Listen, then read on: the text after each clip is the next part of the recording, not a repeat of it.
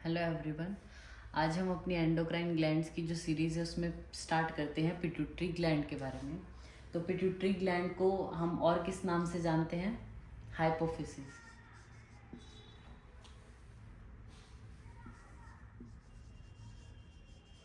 It is also called hypophysis.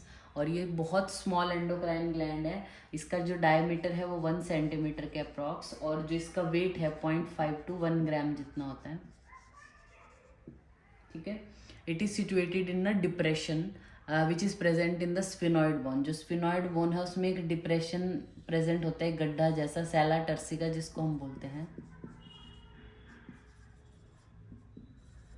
और इसमें ये जो है हमारी पिट्यूटरी ग्लैंड प्रेजेंट होती है। ठीक है। अब हम इसके बारे में पढ़ते हैं कि इसकी जो डेवलपमेंट है वो कैसे होती है। दो इसके पार्ट है, जैसा हमने जो प्रीवियस वीडियोस पढ़ी हैं अपनी हार्मोन वाली, उसमें देखा ही था कि एंटीरियर पिट्यूटरी होती है और पोस्टीरियर पिट्यूटरी। तो उनको वो नाम अलग अलग क्यों दिए गए? क्योंकि उनका ओरिजिन और उनके फंक्शंस दोनों अलग हैं। दोनों के ओरिजिन कैसे अलग है? तो जो हमारी एंटीरियर पिट्यूटरी है और पोस्टीरियर पिट्यूटरी, एंटीरियर पिट्यूटरी जो हमारी ओरिजिनेट हुई है वो एक्टोडर्मल ओरिजिन है उसका।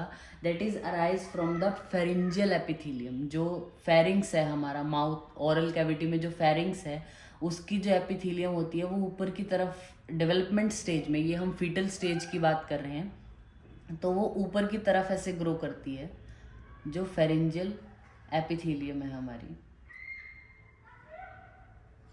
ठीक है। अब दूसरा क्या है, जो पोस्टीरियर पिट्यूटरी है, that is neuro endocrinal in origin. ये है एक्टोडर्मल, ये है neuro ectodermal, sorry neuro ectodermal है ये। That is arise from the hypothalamus as a downward diverticulum. मतलब एंटीरियर पिट्यूटरी हमारी फेरिंजियल एपिथेलियम से बन रही है, जो एक्टोडर्मल है ये ऊपर की तरफ ग्रो कर रही है, जिसको हम बोलते हैं रत्किस पाउच। रत्किस पाउच, इस पाउच को हम बोलते हैं। पोस्टीरियर पिट्यूटरी ऊपर की तरफ से आ रही है, मतलब हाइपोथैलेमस में ये डाइवर्टिकुलम जो एक प्रेजेंट होता है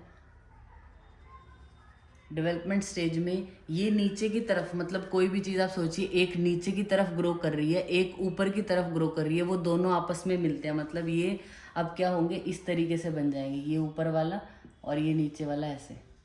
ठीक है। इस तरीके से अब ये इससे अलग हो जाएगा, मतलब फेरिंग से इसका कनेक्शन ही गया, तो ये ऊपर की तरफ और ये नीचे की तरफ, एक इन्होंने क्या बना दिया, अलग ही।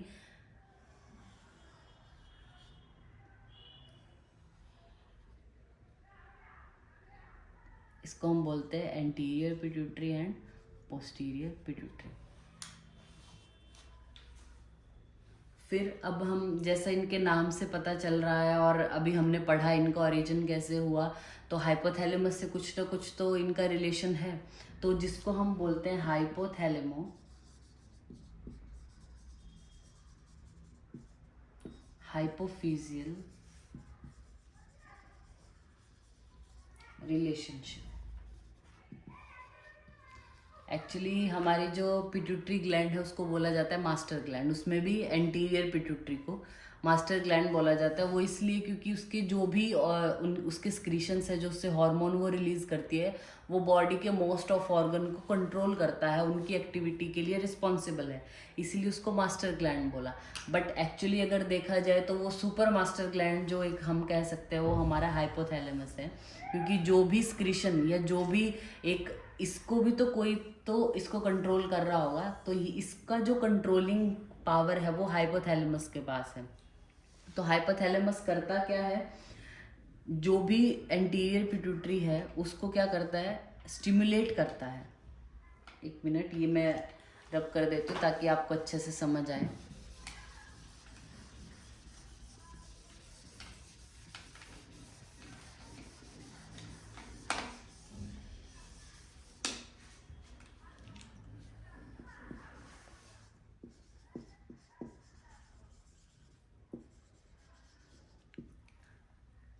ये है हमारी एंटीरियर पिट्यूटरी,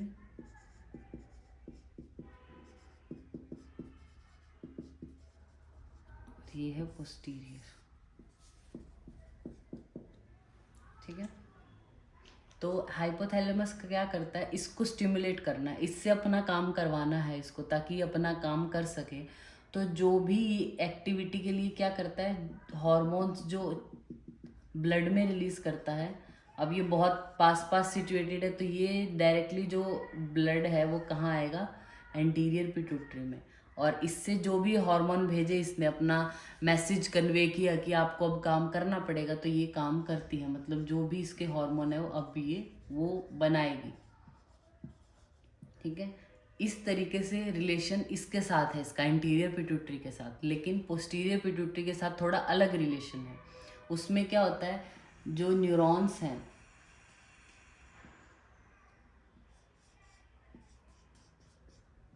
हमने केमिकल मैसेंजर जब पढ़ा था तो न्यूरो हार्मोन हमने देखे थे ना कि जो नर्व स्क्रीट कर रही है। तो क्या है, ये नर्व है, उनके एक्सॉन यहाँ पे पोस्टीरियर पिट्यूटरी में आए हुए होते हैं। ये जो एक्चुअल जो न्यूरॉन्स हैं ये कहाँ की हैं, हाइपोथैलेमस की। तो इनके एक्सॉन्स आए हैं पोस्टीरियर पिट्यूटरी में। तो जो इनको स्क्रीट करना है वो डायरेक्टली ये यहाँ पोस्टीरियर पिट्यूटरी में स्क्रीट कर रही है। मतलब जो पोस्टीरियर पिट्यूटरी की स्क्रीशंस हैं, जैसे एडीएच और oxytocin, that is actually manufactured और made up in hypothalamus। वो बना कहाँ पे है, यहाँ पे। लेकिन उसको आगे ले जाने का काम, वो कब जाएगा, कैसे का जाएगा, कितना जाना है, वो पोस्टीरियर पिट्यूटरी हैंडल करती है। बट एक्चुअली देखा जाए वो बनता हाइपोथैलेमस में है, लेकिन एंटीरियर के साथ ऐसा नहीं है। एंटीरियर को स्टिमुलेट करने के लिए हाइपोथैलेमस जो है वो हार्मोन बनाता है, कंट्रोलिंग दोनों की यही कर रहा है। लेकिन ये अपने आप ये एक्टिवली काम कर रही है और ये पैसिवली काम कर रही है यहाँ पे। ठीक है, तो अगर मैं इसको बताऊं आपको वर्डिंग में थोड़ा बता के, the hormones from the hypothalamus are transported to the anterior pituitary through hypothalamo hypophysial portal blood vessel. मतलब ये जो रिलेशन है इनका हाइपोथैलेमो हाइपोफिजियल रिलेशन जो हम पढ़ रहे हैं, तो जो भी ये स्क्रीशंस हैं इसके यहाँ तक कैसे जाते हैं, जो हाइपोथैलेमो हाइपोफिजियल पोर्टल ब्लड वेसल्स हैं उसके थ्रू ट्रांसपोर्ट होते हैं। And but the hormones of hypothalamus to the posterior pituitary is transported by the nerve fiber of hypothalamo hypophyseal tract। hypothalamo hypophyseal tract के जो एक्सॉन्स हैं उसके थ्रू, यानी जो नर्व फाइबर है उनके थ्रू ये स्क्रीशन यहाँ तक पहुँचते हैं। तो इनका कैसा रिलेशन है, ये दोनों आपस में कैसे मिलके काम करते हैं वो हमने पढ़ा। अब हम बात करते हैं पर्टिकुलर एक एक जो पार्ट है हमारे पिट्यूटरी का, जैसे एंटीरियर पिट्यूटरी, उसको हम स्टार्ट करते हैं। First is anterior pituitary.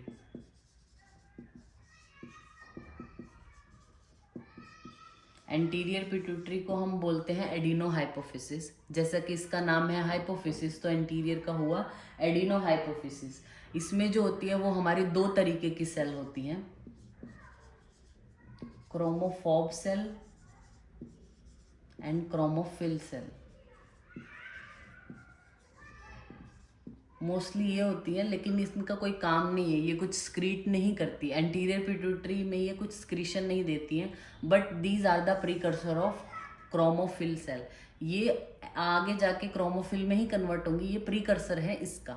ठीक है, क्रोमोफिल सेल क्या होती हैं, जो सारे स्क्रीशंस करवा रही हैं, जो भी हार्मोन रिलीज होते हैं वो इन्हीं सेल में बनता है। अब ये जो सेल होते हैं इनके टाइप्स हैं आगे। सबसे पहले on the basis of staining, जैसे हम स्टेनिंग कराते हैं सेल के लिए, सेल को देखने के लिए स्टेन करते हैं, तो वो किस तरीके की स्टेनिंग को लेता है उसके बेसिस पे क्रोमोफिल सेल दो तरीके की होती हैं। First is acidophilic and second is basophilic.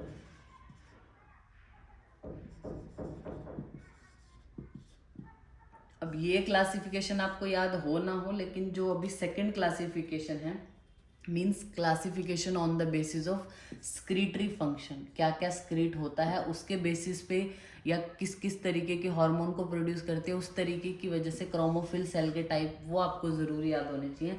That is somatotropes. Somato word जहाँ पे लगा ना वो ग्रोथ के लिए होगा, और वो ट्रॉफ हुआ मीन्स या सोमेटोट्रोपिन हुआ तो मीन्स उसके हेल्प कर रहा है। सोमेटोस्टैटिन, स्टैटिन मतलब रोक देना यानी उसको इनहिबिट करेगा। तो सोमेटो वर्ड जहाँ आएगा वो ग्रोथ के थोड़ा रेफरेंस में आएगा, वो आपको ध्यान रखना है। तो सोमेटोट्रॉफ सेल्स क्या होती हैं, सॉरी सोमेटोट्रॉफ्स, जो क्या स्क्रीट करेंगी, ग्रोथ हार्मोन स्क्रीट करेंगी। दूसरी होती है कॉर्टिकोट्रॉप्स। इसलिए सबसे पहली वीडियो में मैंने आपको बोला था कि आपको वो हार्मोन ज़रूर याद होने चाहिए। आपको वो हार्मोन याद हो गए तो ये सेल के नाम याद रखने आपको और ईजी हो जाएंगे। जो ACTH को करेगा स्टिमुलेट या ACTH स्क्रीट करेंगे ऐसी सेल को हम बोलते हैं कॉर्टिकोट्रॉप्स। फिर होती हैं थायरोट्रॉप सेल। देन होती है गोनेडोट्रॉप और होती हैं लैक्टोट्रॉप। लैक्टोट्रॉप मीन्स प्रोलैक्टिन बना रही हैं ये सेल्स। गोनेडोट्रोपिन मतलब FSH और LH दोनों को बना रही हैं ये सेल। थायरोट्रॉप मतलब थायराइड स्टिमुलेटिंग हार्मोन को बना रही हैं, और कॉर्टिकोट्रॉप ACTH को बना रही हैं, और सोमेटोट्रॉप ग्रोथ हार्मोन को बना रही हैं। ठीक है, तो अब हमारा जो हाइपोथैलेमस है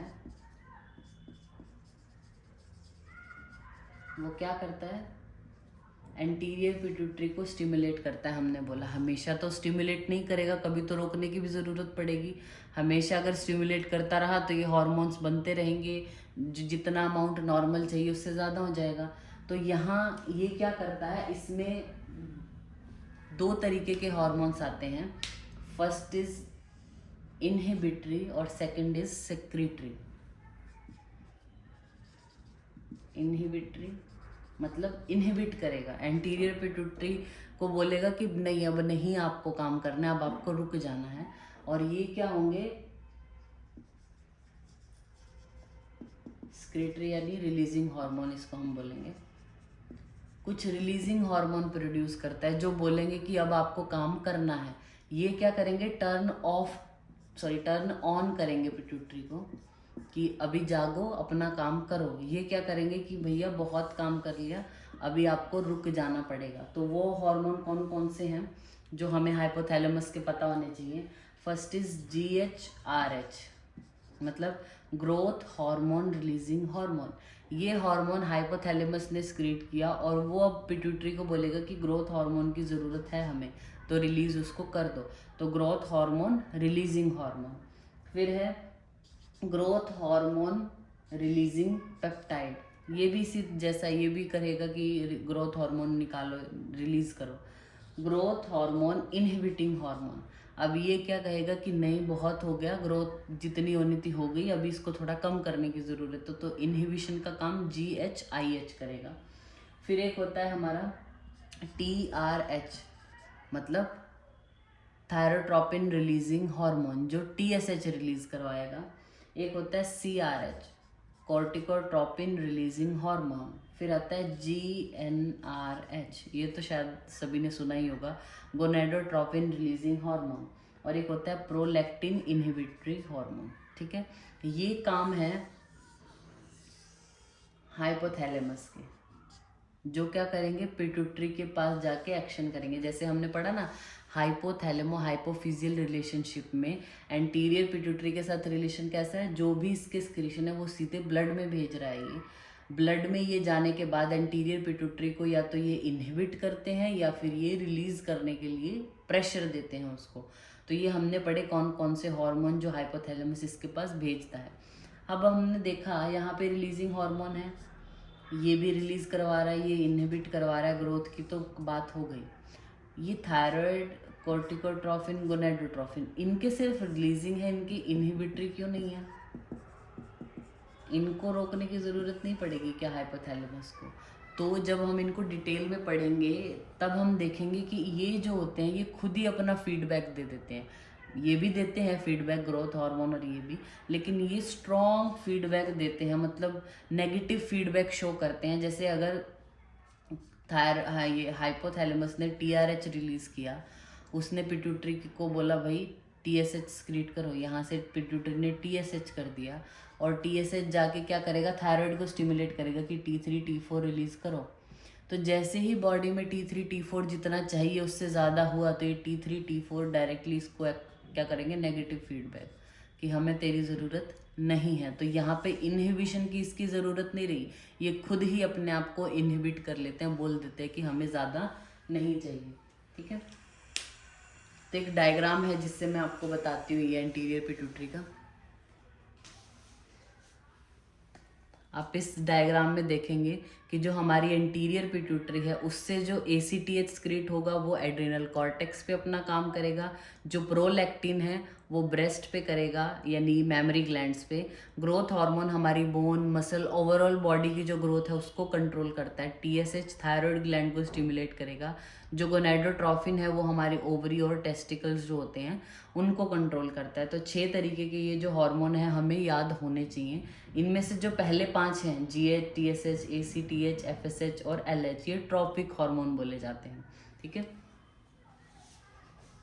अब हम पढ़ते हैं एक एक इन हार्मोन के बारे में, क्योंकि एग्जाम में क्या होता है कई बार ऐसे पूछा जाएगा आपको कि 5 मार्क्स के लिए आपको ग्रोथ हार्मोन के बारे में आ जाएगा कि 5 मार्क्स में ग्रोथ हार्मोन लिखना है, या फिर कोई और हार्मोन के साथ 1-2 इकट्ठे आपको दे सकते हैं।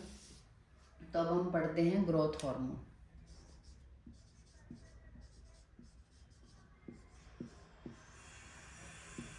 ठीक है, ग्रोथ हार्मोन क्या है, this is secreted from the somatotroph. कहाँ से रिलीज हो रहा है ये आपको लिखना पड़ेगा, कौन इनको बना रहे हैं, तो सोमैटोट्रॉफ्स बना रही हैं इसको।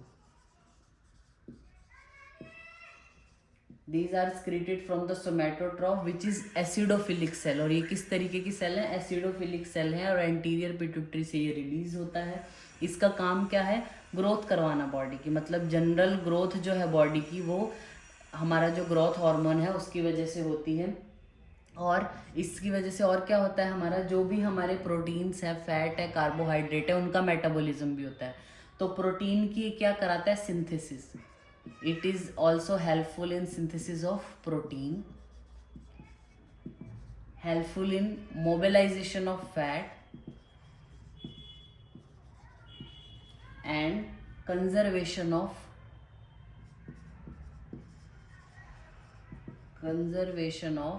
carbohydrates। तो अगर सपोज आपको उससे उनके एक्शन पूछता है ग्रोथ हार्मोन के, तो ये 4 तरीके से काम करेगा। जो ग्रोथ है ओवरऑल बॉडी की, बोन्स की, मसल्स की, उनको कंट्रोल करता है, प्रोटीन की सिंथेसिस, मोबिलाइजेशन ऑफ फैट और कंजर्वेशन ऑफ कार्बोहाइड्रेट भी ग्रोथ हार्मोन की वजह से होता है। अब अगर ये कम स्क्रीट हो बॉडी में, और इन उससे रिलेटेड डिसऑर्डर भी हमें याद करने होते हैं। एक तो क्या हो सकता है कि इसकी वैल्यू कम हो सकती है, मतलब जितना नॉर्मल चाहिए उससे कम स्क्रीट होगा, या तो ज़्यादा स्क्रीट होगा, 2 ही पॉसिबिलिटीज़ हैं, या नॉर्मल भी हो सकता है। तो नॉर्मल होगा तो बात ही कुछ नहीं है। अगर कम स्क्रीट होता है मीन्स हाइपो एक्टिविटी होती है, अगर if there is hypo activity of growth hormone that is leads to dwarfism. Dwarf means height छोटी रह जाएगी, ग्रोथ ही नहीं हो पाएगी उस पर्सन की। ग्रोथ हार्मोन अब ज़्यादा होगा तो ग्रोथ ज़्यादा होगी, जिसको हम बोलते हैं जाइजेंटिज्म। और इसके अलावा एक्रोमेगैली भी होता है, वो हम जब लास्ट में, इस वीडियो के लास्ट में जो हम हाइपो और हाइपर एक्टिविटी की वजह से, मतलब अप्लाइड जब फिजियोलॉजी पढ़ेंगे पिट्यूटरी ग्लैंड की, तब मैं आपको बताऊंगी। तो ये इतना आपको ग्रोथ हार्मोन के बारे में याद रखना है। नेक्स्ट है हमारा थायराइड स्टिमुलेटिंग हार्मोन। तो वो हम जब थायराइड ग्लैंड है उसकी एक्टिविटी और वो कैसे काम करता है बॉडी पे, वहाँ पे अच्छे से डिस्कस कर लेंगे। दूसरा एक हार्मोन है ACTH, वो एड्रिनल ग्लैंड के साथ हम पढ़ लेंगे। देन है प्रोलैक्टिन। प्रोलैक्टिन का काम क्या है, मिल्क प्रोडक्शन करवाना। ठीक है, मेमोरी ग्लैंड जो है उनकी डेवलपमेंट करवाना और मिल्क की प्रोडक्शन करवाना एक्चुअली। देन है हमारा FSH, फॉलिकल स्टिमुलेटिंग हार्मोन। तो इसके फीमेल में क्या काम है और मेल में क्या काम है ये हमें पता होना चाहिए। तो मेल में क्या करता है, along with the testosterone, male में हम बात करते हैं पहले, तो टेस्टोस्टेरॉन के साथ मिलके तो ये जो स्पर्मियोजेनेसिस की जो प्रोसेस है उसको एक्सेलरेट करवाता है, सिर्फ जो FSH है टेस्टोस्टेरॉन के साथ मिलके। फीमेल में इसके क्या काम है, जो नाम से ही पता चल रहा है, फॉलिकल स्टिमुलेटिंग हार्मोन, फॉलिकल्स को स्टिमुलेट करना। जब भी जो फीमेल में जो मेंस्ट्रुअल साइकिल चलती है, हर बार मैच्योरेशन के लिए बहुत सारे फॉलिकल सामने आते हैं, लेकिन एक ही कोई मैच्योर होता है, मतलब जो पूरा ग्राफियन फॉलिकल में कन्वर्ट होगा। बहुत सारे प्राइमोर्डियल फॉलिकल होते हैं, फिर वो उनकी ग्रोथ होती रहती है, थोड़े बड़े होते रहते हैं। तो ये जो उनकी ग्रोथ हो रही है और एट द एंड वो एक मैच्योर ग्राफियन फॉलिकल बन रहा है, तो इसको कौन स्टिमुलेट कर रहा है? एफएसएच। ठीक है, एफएसएच का काम क्या होता है? जो प्राइमोर्डियल फॉलिकल है उसकी ग्रोथ करवा के उसको मैच्योर फॉलिकल में कन्वर्ट करना। Then it also stimulate the theca cell of Graafian follicle. अब ये ग्राफिन फॉलिकल बन गया, इसकी थीका सेल्स जो होती हैं उनको ये स्टिमुलेट करता है कि आप इस्ट्रोजन स्क्रीट करो, अभी आपको अपना काम करना पड़ेगा। और क्या करता है? जो ग्रेनुलोसा सेल है उसमें एरोमेटेज एक्टिविटी को बढ़ाता है, ताकि जो एंड्रोजन है वो इस्ट्रोजन में कन्वर्ट हो जाए। फीमेल में भी हमें पता है टेस्टोस्टेरोन होता है, कम अमाउंट में होता है। मेल में टेस्टोस्टेरोन ज़्यादा है, लेकिन इस्ट्रोजन भी होता है, लेकिन कम अमाउंट में। जिसको जो चाहिए उसके पास वो ज़्यादा है, ऐसा। तो फीमेल में जो मोस्टली एंड्रोजन्स है उसको इस्ट्रोजन में कन्वर्ट करवाने का काम, मतलब एरोमेटेज एक्टिविटी को भी क्या करता है? एफएसएच ही बढ़ाता है, ताकि ज़्यादा से ज़्यादा इस्ट्रोजन फीमेल में आए। देन है हमारा next hormone LH, anterior pituitary में। तो एलएच क्या करवाता है फीमेल और मेल में? ल्यूटेनाइजिंग हार्मोन बोलते हैं इसको। तो मेल में इसका काम क्या कराना है? ये जो लीडिंग सेल है, interstitial cell of Leydig cell, उनको क्या करता है? स्टिमुलेट करता है और उनसे टेस्टोस्टेरोन रिलीज कराता है। तो मेन बहुत इंपॉर्टेंट काम है इसका मेल में, टेस्टोस्टेरोन को स्क्रीट करवाना, मतलब ये ही स्टिमुलेट करता है उन सेल्स को। फीमेल में अगर हम बात करें तो फीमेल में क्या होता है? ये इट इज़ रिस्पॉन्सिबल, मेन जो काम है इसका, it is responsible for the ovulation. LH surge होगा जब एलएच अपने मैक्सिमम अमाउंट में होगा, तभी ओव्यूलेशन हो पाता है, बिना एलएच के वो नहीं हो पाएगा। तो ओव्यूलेशन करवाना, ओव्यूलेशन हो गया तो कॉर्पस ल्यूटियम का फॉर्मेशन होना, और कॉर्पस ल्यूटियम क्या क्या स्क्रीट करेगा, क्योंकि फीमेल जो है, मतलब उसकी अगर हम फिजियोलॉजी की हम बात करें, जब भी ये मेंस्ट्रुअल साइकिल स्टार्ट होती है तो उनको तो लगता है हर बार एग रिलीज हो रहा है तो हर बार स्पर्म बनेगा, तो वो तो तैयारी करके ही रखेंगे। तो जो ग्रोथ होती है, जितनी भी ग्रोथ होती है, यहाँ हमारी ओवरी है, ओवरी में कॉर्पस लुटियम बन गया। कॉर्पस लुटियम चाहिए किसके लिए? प्रोजेस्टेरॉन बनाने के लिए, क्योंकि 3 महीने तक प्लेसेंटा नहीं बना है, तो वो तो प्लेसेंटा बाद में बनाएगा, लेकिन 3 महीने तक तो इसको ही देना है। तो जो कॉर्पस लुटियम है उससे स्क्रीशन इसके करवाना, ताकि यहाँ की ग्रोथ होती रहे, बच्चे को जो न्यूट्रिशन चाहिए, जैसा चाहिए वो मिलता रहे, उसकी ग्रोथ होती रहे, ये सब करवाना इसका काम है। तो उसको कौन मेंटेन कर रहा है? एलएच, जो कॉर्पस लुटियम है उसको बनवाना, और उससे उसकी स्क्रीशंस करवाना भी एलएच का काम है, और ओव्यूलेशन का काम है। और ये जो एफएसएच है, मेन काम इसका ही है फॉलिकल बनाना, लेकिन ये इसकी हेल्प भी करता है, ये इसकी हेल्प करता है ये बनाने में। ठीक है, मेल में हमने बात करी ली एलएच की। फिर हम बात करते हैं पोस्टीरियर पिट्यूटरी की। ये हमने बात कर ली एंटीरियर पिट्यूटरी और उसके हार्मोन्स के बारे में। देन हम बात करते हैं पोस्टीरियर पिट्यूटरी की। शॉर्ट में लिख रही हूँ मैं यहाँ पे। पोस्टीरियर पिट्यूटरी को हम क्या बोलते हैं? न्यूरोहाइपोफिसिस। एंटीरियर को बोलते थे एडिनोहाइपोफिसिस। उससे जो दो हार्मोन बन रहे हैं वो क्या है? एडीएच और ऑक्सीटोसिन। एडीएच क्या है? Anti diuretic hormone.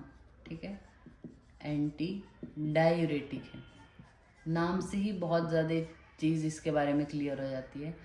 डायूरेसिस मतलब यूरिन को निकालना, यानी बॉडी से जो फ्लूइड है उसको बाहर निकालना है।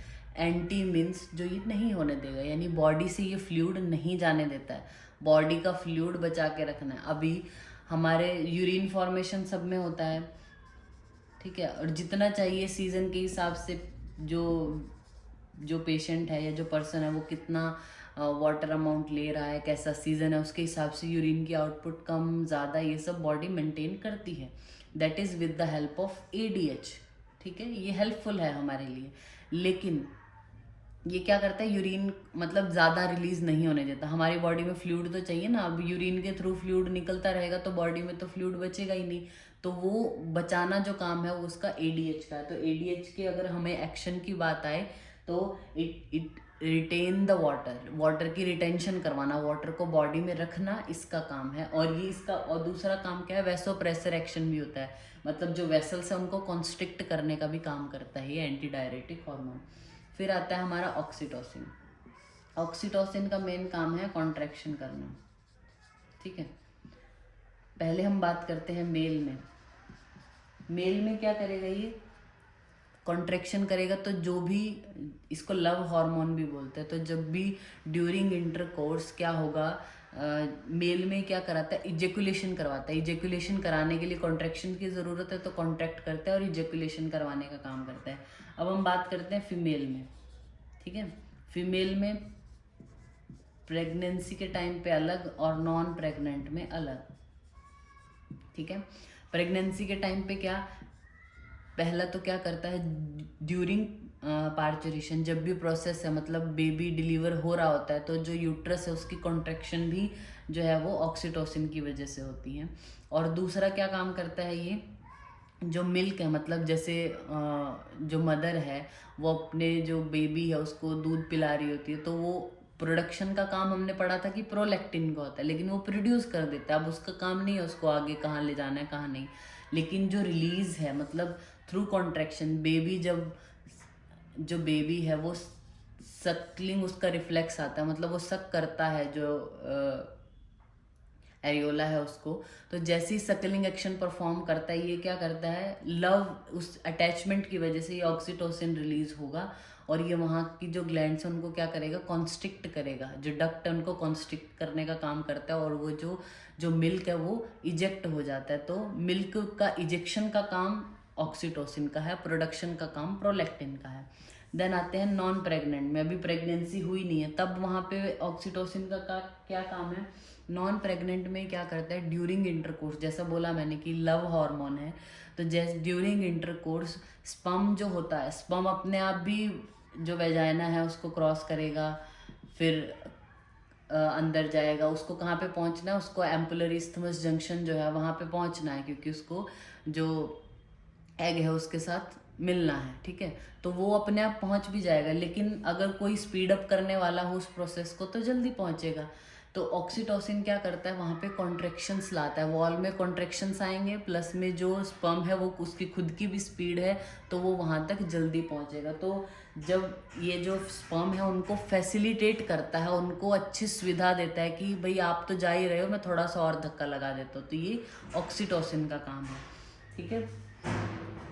तो अगर आपको पिट्यूटरी ग्लैंड के बारे में आता है ज़्यादा मार्क्स के लिए, जैसे सपोज करो 10 मार्क्स में आया, नहीं आएगा एक्चुअली, इसमें से शॉर्ट क्वेश्चन ही आता है, तो अगर 10 मार्क्स में आता है तो पिट्यूटरी ग्लैंड जो है उसके नॉर्मल इंट्रोडक्शन, जो उसका वेट और ये सब हमने बताया था, फिर वो उसके 2 पार्ट हैं, इंटीरियर और पोस्टीरियर, क्या क्या उनसे एक्सक्रीशन होता है, एक एक हार्मोन के क्या क्या एक्शन है, कैसे वो काम कर रहा है, उनके बारे में आपको बता देना है। और इसको अच्छा दिखाने के लिए आप उसकी लिस्ट बना सकते हो, ठीक है। लिस्ट के फॉर्म में उसको बताना कि हमारी 2 हैं, इंटीरियर पिट्यूटरी, पोस्टीरियर, और इसके क्या क्या एक्सक्रीशन है, मतलब इसके कौन से हार्मोन हैं और इसके कौन से हार्मोन हैं, उनको ऐसे चार्ट की फॉर्म में बताओगे तो कोई पढ़ता कोई नहीं है, वो आपको जस्ट देखेंगे कि आपने सारे लिखे हैं या नहीं लिखे हैं, ठीक है। फिर बाद में इसकी हाइपो और हाइपर एक्टिविटी के बारे में एक चार्ट बना देना है आपने। मैं उसका एक एग्जांपल आपको दिखाती हूँ, ऐसे हम बना सकते हैं। Hyper activity means anterior pituitary की अगर हाइपर एक्टिविटी होती है तो होता है जाइजेंटिज्म, उसमें भी ग्रोथ हार्मोन। ग्रोथ हार्मोन अगर बच्चों में, मतलब ड्यूरिंग चाइल्डहुड पीरियड ही अगर ग्रोथ हार्मोन ज़्यादा रिलीज करती है एंटीरियर पिट्यूटरी, तो जाइजेंटिज्म होता है, मतलब अभी एपिफिजियल एंड जो है बोन के वो क्लोज नहीं हुए हैं, उसकी वजह से बच्चे की जो ग्रोथ है वो बहुत ज़्यादा हो जाती है, उसको बोलते हैं जाइजेंटिज्म।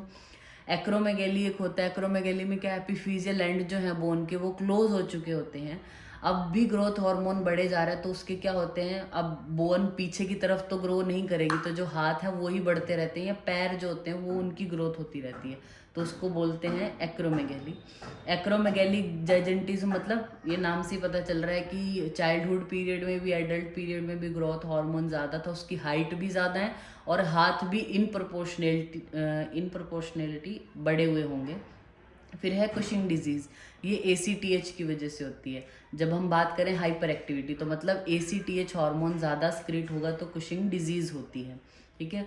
पोस्टीरियर पिट्यूटरी की हाइपर एक्टिविटी की वजह से, मतलब ADH हार्मोन ज़्यादा सिक्रीट होगा तो उससे होता है syndrome of inappropriate hyper secretion of ADH। Hypo activity की वजह से ये डिजीज़ होती है। पहला है ड्वार्फिज्म, ग्रोथ हार्मोन अगर कम हो तो ड्वार्फिज्म होता है, मतलब हाइट छोटी रह जाएगी उस बच्चे की। एक्रोमाइक्रिया मीन्स ग्रोथ हार्मोन जब कम हो एडल्ट लाइफ में जाके, तो वो ऐसा लगता है ना कई बार कि कोई पर्सन वो और छोटा हो गया, उसके हाथ या ऐसे ये एंड्स जो होते हैं ये छोटे हो गए हैं, तो वो एक्रोमैक्रिया, मतलब एडल्ट लाइफ में जब ग्रोथ हार्मोन कम सिक्रीट हो। देन है साइमन डिजीज़।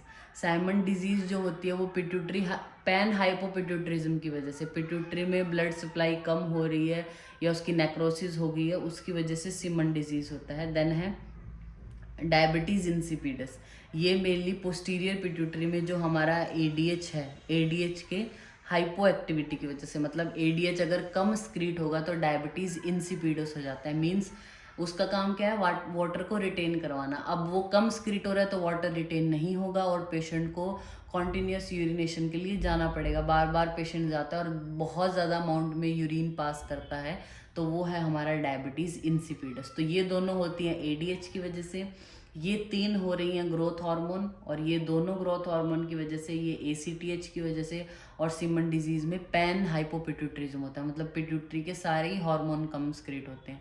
तो ये एक चार्ट आप बना के आ सकते हो, इसमें भी और स्पेसिफिकली यहाँ पे ग्रोथ हार्मोन लिख देना, ये ग्रोथ हार्मोन, ऐसा करके उसको और अच्छे से आप प्रेजेंट कर सकते हो। तो ये हमारा टॉपिक हो गया पिट्यूटरी ग्लैंड। Thank you.